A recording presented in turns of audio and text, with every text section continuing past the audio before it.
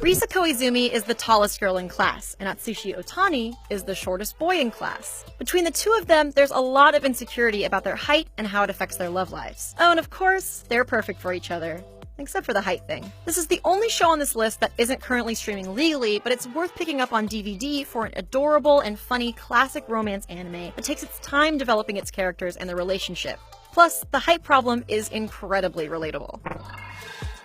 A lot of couples in romance anime take an entire season to get together, but My Love Story's Takeo and Yamato are not a normal couple. Takeo, the unusual main protagonist, looks like a yakuza boss, so not a teenage girl's typical dream guy, but Yamato falls for him immediately. Of course, all of her friends think she's out of her mind, so the dynamic between the couple and their friends becomes a crucial part of their shared story. Most importantly, My Love Story explores Takeo and Yamato's relationship as it grows and develops. This isn't another will they, won't they romance. It's consistently delightful and hits all the favorite tropes too without overdoing them. It also has one of the cutest theme songs in recent years, great for watching with that special someone.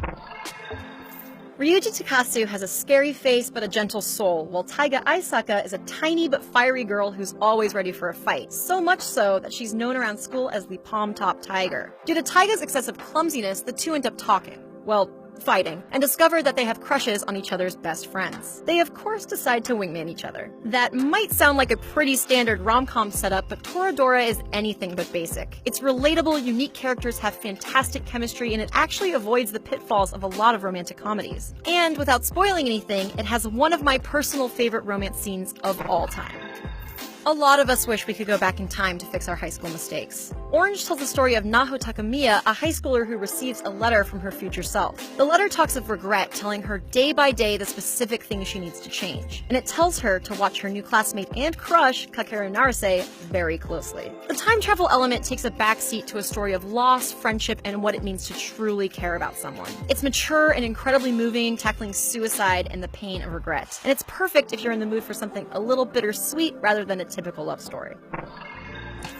Your Lie in April is a heartfelt story about Arima Kosei, a pianist whose career is derailed by a traumatic event. However, a chance encounter with Kaori Miyazono, a free-spirited violinist, reignites a passion he thought had long since faded. What makes Your Lie in April interesting is, for the most part, it doesn't focus on the romance between Arima and Kaori. Instead, it explores their complicated personal issues and uses these to bring them closer in a way that feels natural and authentic. Arima's destructive relationship with his mother and its lasting impact on his psyche is a dark cloud surrounding him. Kaori's infectious energy and tenacious drive to see him fight through the darkness becomes his guiding light. Together, they both learn what music really means to them, and in time, what they mean to each other. Your Lie in April is as much about finding what you love as it is about falling in love.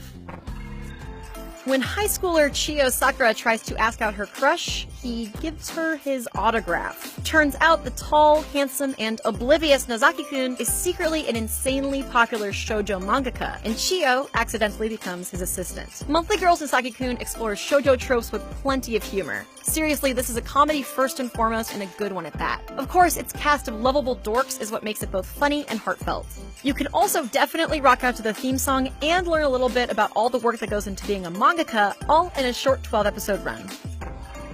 Yuri on Ice isn't technically a romance anime, but it definitely deserves a spot on this list. It follows Japanese figure skater Yuri Katsuki, who has all but lost his passion for skating when he meets his longtime idol, Viktor Nikiforov. So yeah, this is a sports anime about figure skaters, but it's mostly about a mutually beneficial and supportive relationship. There's a good deal of guy-on-guy fan service if you're into that, but the show's development of Yuri and Viktor's relationship is actually incredibly progressive for anime. Beyond that, Yuri on Ice explores friendship and the familiar identity crisis that can cause us to question our paths in life. Plus, there's some really great skating and a colorful cast of supporting characters that provide a great backdrop to a wonderful relationship. I can't really say much without spoiling it, but trust me, this is more than just BL fan service. Also, I cried a lot. We'll see you next time. Happy Valentine's Day!